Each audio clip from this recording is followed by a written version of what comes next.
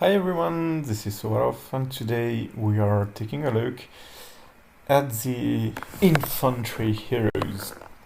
This has been requested, and obviously it was going to happen. And obviously I'll finish with the range. So, Infantry heroes. Unlike the cavalry, where you have what it takes to make real powerful combos, on the infantry side, you will see that you have way more, we'll say, way more liberty in organizing your troops.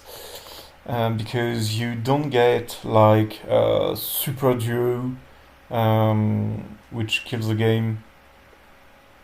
But we'll see that some of the heroes are fantastic by themselves. Okay, so first of all, let's check out blue guy, Praetorium Prefect. So this little guy comes with a rage skill that will reduce damage. So it's not a huge reduction, but it's very interesting because if you use him as the leader of the group, then he will reduce damage for the second attack. So for example, if you know that the people you are dealing with will use, for example, cavalry and a combo of one breaker and one big attack guy, then this skill will reduce a little bit the damage that you will take from the big guy. Then we have a defense bonus. This guy is the only one in the infantry to have a bonus for barbarians, but it's contrary to here. Look, provides damage bonus on neutral units and XP points, but nope, it's only an XP bonus. Then we get bladed armor, so some counter attack damage. So what is counter-attack? Well, if you attack me, you will attack and I will counter-attack. And after 3 seconds, you will attack me, I will counter-attack, then I will attack you and you will counter-attack. That's what is counter-attack. And they get different bonuses. And so here you have a counter-attack damage. So basically, if your troops with this leader is getting attacked, well, from the very start, they will deal this damage every turn.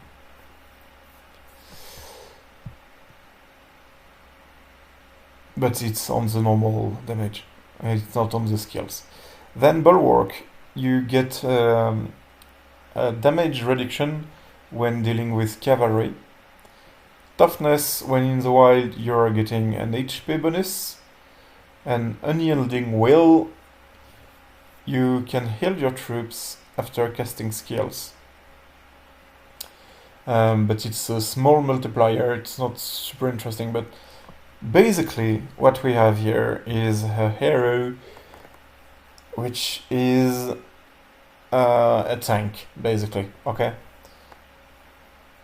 You will use this hero if you want to add up to the defensive capability of a march, which is always good for infantry, because infantry should always be tanky. Okay, then we move one category up and we have Charles Martel, Charles Martel in French, because this guy is French. Charles Martel is very good defensive hero. And by the way, while we are at it, let's just do that, because I'm pushing him right now. So, what do we have with this guy? First off, Hammer Strike is an area of effect damage, like Pompeii, for example. So it will be, you will see kind of an angle. It's not a full square around him. It's an angle in front of him, and he will attack all troops inside. But the more troops, the less damage.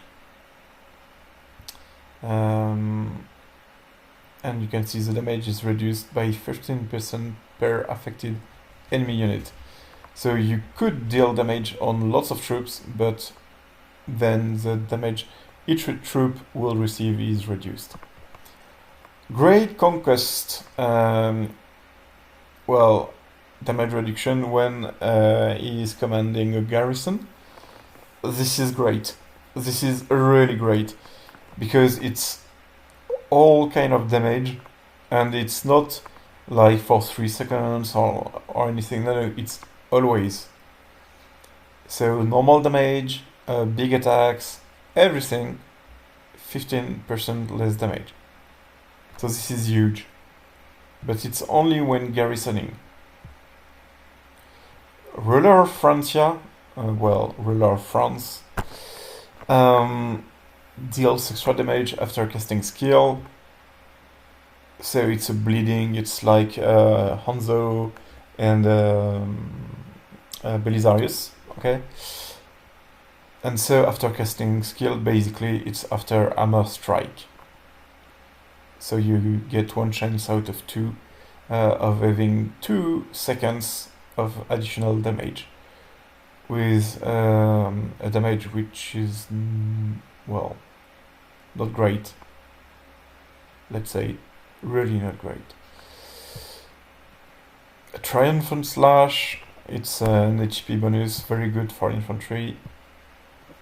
Into the Fray, so you gain rage upon casting skill, so that you may use Hammer Strike 2 seconds earlier, because basically you get, I wonder if this has been changed, because I found the value to be ridiculously low.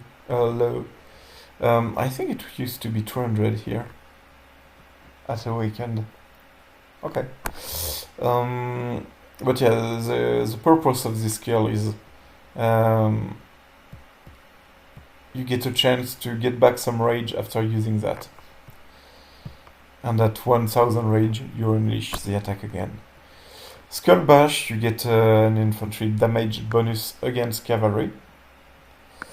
And Vassal Benefice, skill damage bonus. So this will help you, especially with Awaken. It's 20%, it's pretty good. It will really help you increase the damage of Hammer Strike. And so far, it's like Pompeii. Pompeii also has a skill damage bonus, so that the AoE attacks are dealing less damage, okay? It's way smaller. But in the end, they are still effective thanks to a bonus that they can have. So you can build him as kind of almost DPS way. And then I would use Armor Strike, I would use Ruler of Francia, I would use Into the Fray and Vassal Benefice. Or you can make it like tanky with Triumphant Slash, Skull Bash, and for the last skill, I think for the last skill, it depends if you're in a garrison or not. If you're in a garrison, you want to use Great Conquest, and if not, I would use Vassal Benefice.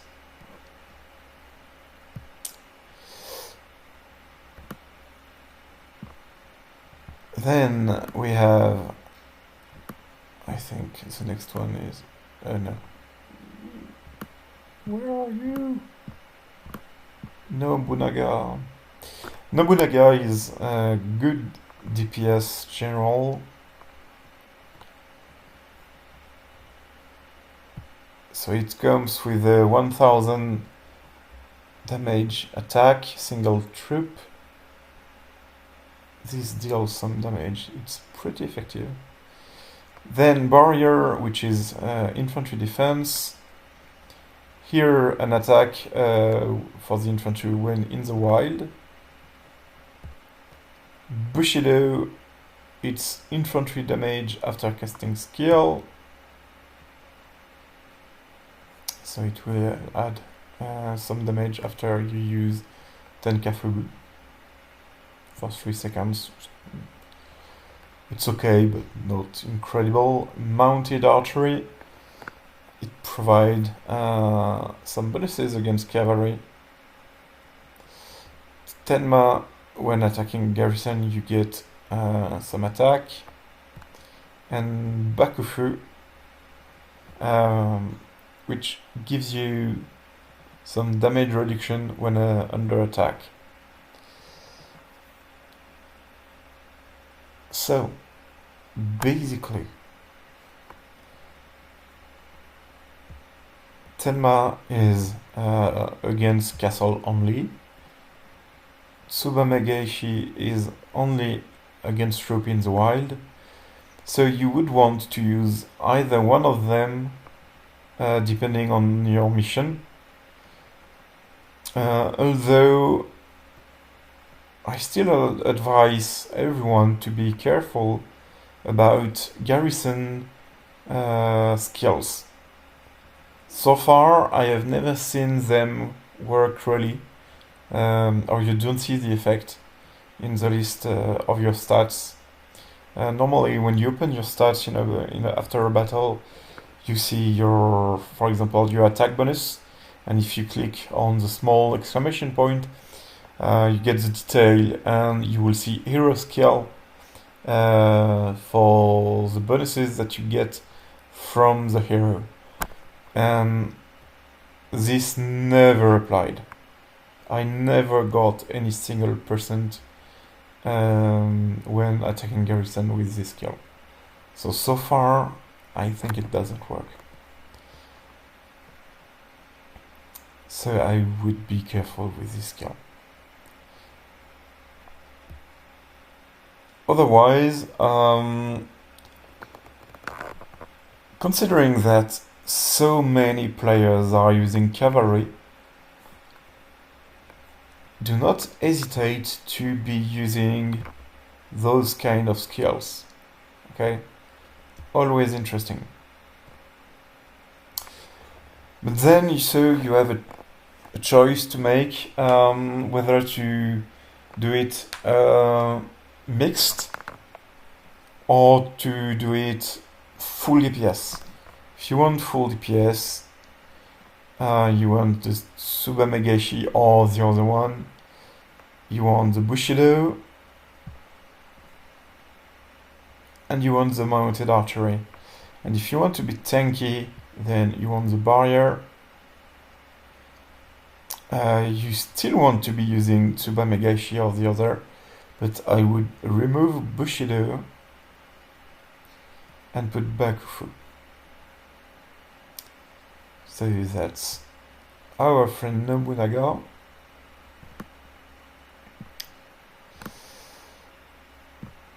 And then we are reaching the golden heroes. Alexander, one of my favorite heroes in the game. Basically, it's Nobunaga, but on legendary level, and all attack bonuses are changed with damage bonuses. which is pretty huge. But he's also more tanky, and you will see that. So the Son of God, it's 1000 attack multiplier, and it's coming with an incoming damage reduction bonus, which is fantastic. So basically it means that you can use Alexander to be leading a troop, and he will really decrease the damage of the second hero of the enemy. Then he gets companions, which add to the defense and HP, so giving his troop way more tankiness.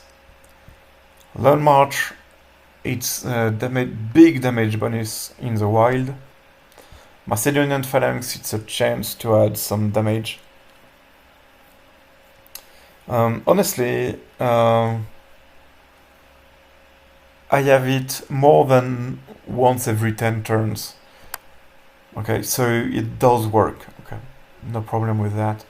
Flying Wedge, very good skill when you want to destroy cavalry, because you will have a damage bonus and you will reduce damage from cavalry. Epic Expedition, it's when dealing with garrison. And then Invincible, when casting the skills, you get an attack bonus. So, and it's nice attack bonus, by the way. So basically, it's a bit like Nobunaga. You can make it very strong on skills, or you can make it very tanky. So it depends of the mission you want to assign. Because there may be a high chance that he will lead your main infantry troop, obviously, as being the strongest attack infantry leader. So I would use companions all the time. I would use Long March, because damage bonus is huge. I wouldn't use Macedonian Phalanx. And then it depends. I would either use Flying Wedge or Invincible. If I use Invincible, it's because the second hero in my troop is a big damage dealer and will benefit of the buff on infantry attack, because this will also let to increase the damage of the second hero. So it depends. It really depends. But if you are not using a big damage dealer as second hero, I would put Flying Wedge. Definitely.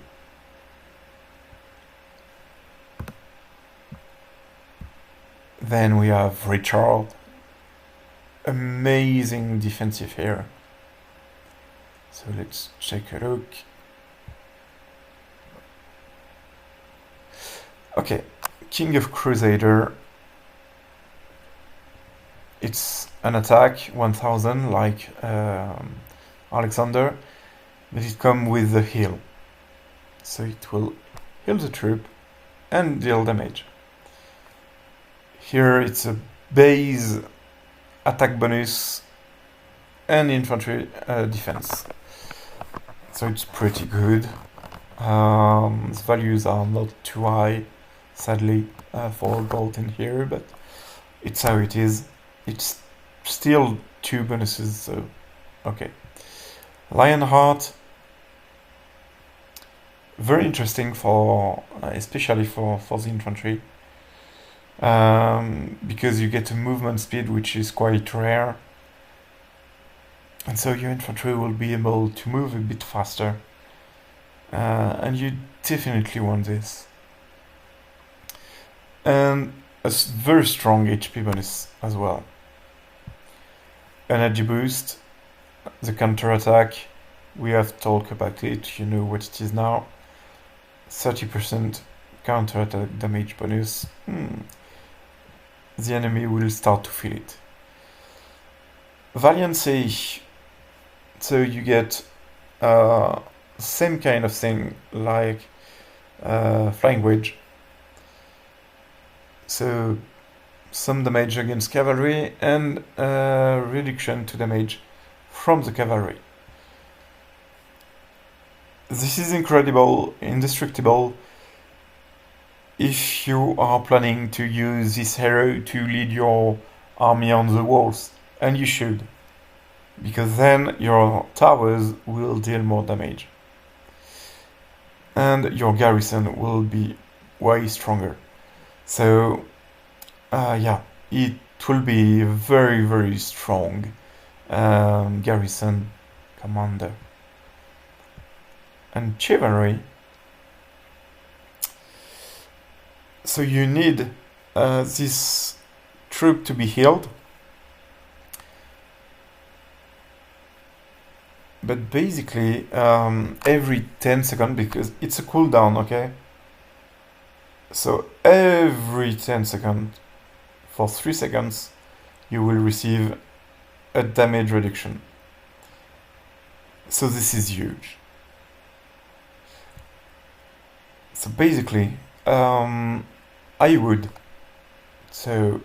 use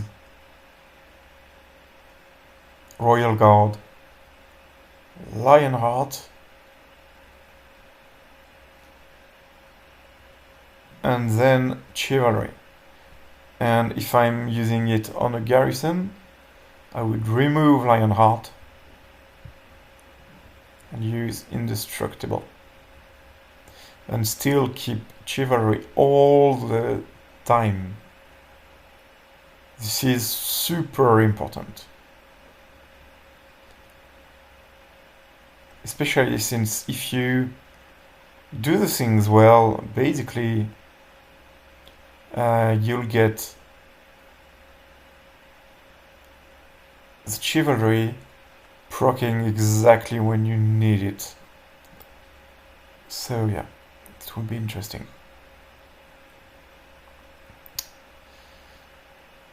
So that's for Richard, and let's check a look at the last guy.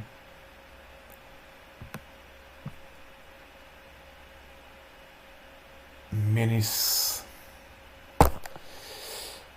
I don't know what to say about him, because like I have been wanting for more infantry heroes. But I wasn't thinking that they would ever put a meta breaker like this. So first off, look at the potential. More attack and more HP. So basically, you will get from level some infantry attack, and from the skills you will get HP bonus, which is huge. And let's take a look at the skills. So first off, Menace doesn't do damage, okay? It will create a 4-second shield with a big multiplier. It's a multiplier as strong as Temujin attack, for example. So that's very strong.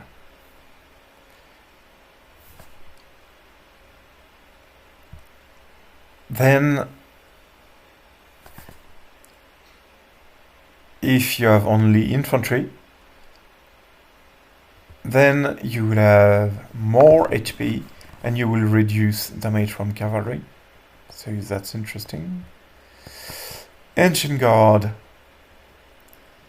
while you are still with a shield, so remember it's 4 seconds, you will deal, well, some damage. Okay? And you will have counterattack every turn, because when you will deal this one, it's after like it's at the 11th or 13 seconds. So you are counter-attacking for some time if this is the main troop doing the fight, obviously. But 80% damage increase. This is huge. Really, really huge. Protective Sand, you take way less damage when garrisoning, and it's big, big, big damage reduction.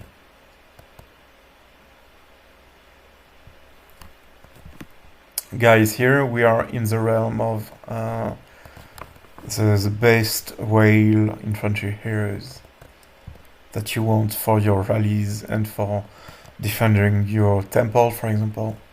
These kind of things.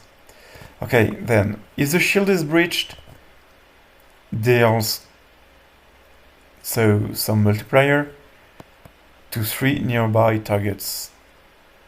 If the shield is expired, increase marching speed.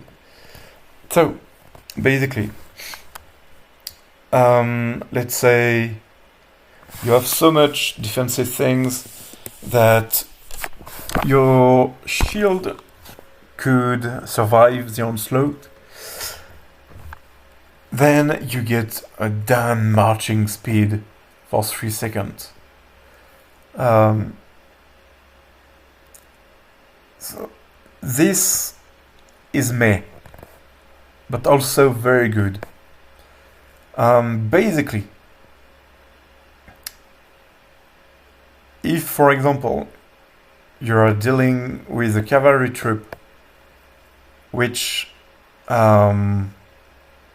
is not strong enough to fight you, okay, and deal enough damage against you, your shield will keep up. You will get the marching speed up bonus. And maybe the cavalry guy will be like, oh damn, I didn't do anything, I must retreat. I'm faster, I will retreat. But how can you be faster than a guy with 30% marching speed up? Well, except with for the Cossacks. But anyone else with no Cossacks, for example, well, 30% is huge. The Lion God.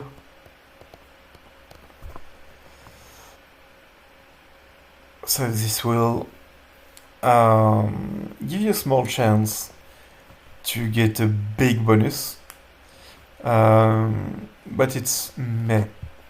It's really meh. An immortal protection when casting an active skill, so the shield, increase your troop shield damage block increased by a certain amount.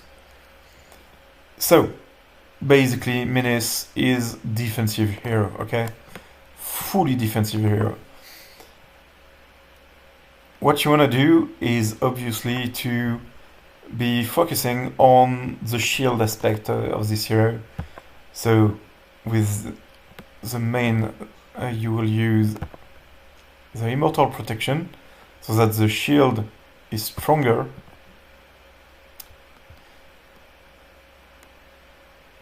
And then you want this one, the Ancient Guard, so that you will deal lots of damage. And for the last one, well, you want to be using Hieroglyphic Curse, so that, well, if anyone is able to break it, you will deal damage, and if not, you are able to walk fast. So those were the infantry heroes. Now, how to pair them together is a great question. It really depends on what you want to do. And with Menace coming inside, it's even more difficult to decide.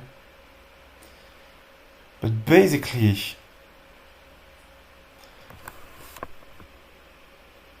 you want Menace to be in the troop which will take the bulk of the enemy attacks. And so you could have a troop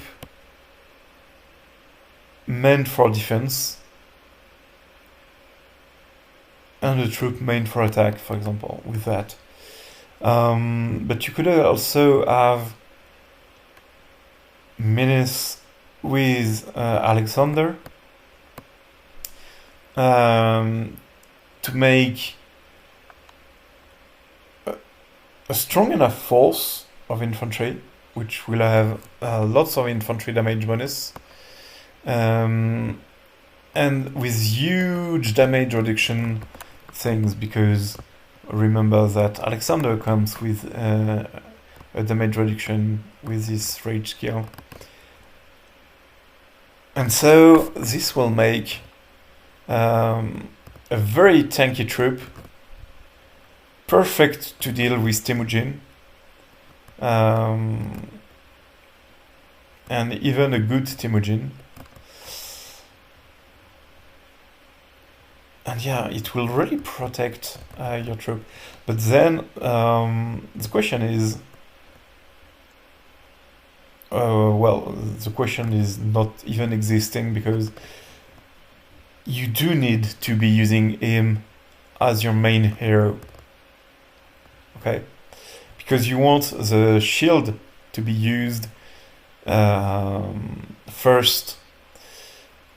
Which means that if you put Alexander, the damage reduction from Alexander will only be effective against normal attacks, So it's a bit sad. You're losing some of the capabilities of Alexander. But still, that's the best way to reduce the damage. And you want to be using the shield against the big attacks. So yeah, you want to be using Menace as first, and then if you put Alexander as a deputy. But that's where you see that when all cavalry leaders, you can make 3 full groups with 1 breaker and 1 big damage dealer. And for the infantry, it's not possible. You don't have this kind of combo, but you have more mission-based combos. So, for example, if you are doing an Alexander and Menace combo, it means that you want a tanky and still dealing some damage group that will be meant to be focused by the enemy and to do most of the job. You could also have him and Richard to be fully tanky. And so, for example, if you see some guys coming with 5 troops, you set them forward and they will take the damage. And then you can have Alexander paired with Nobunaga to be the full DPS infantry force, specialized against cavalry, etc., etc.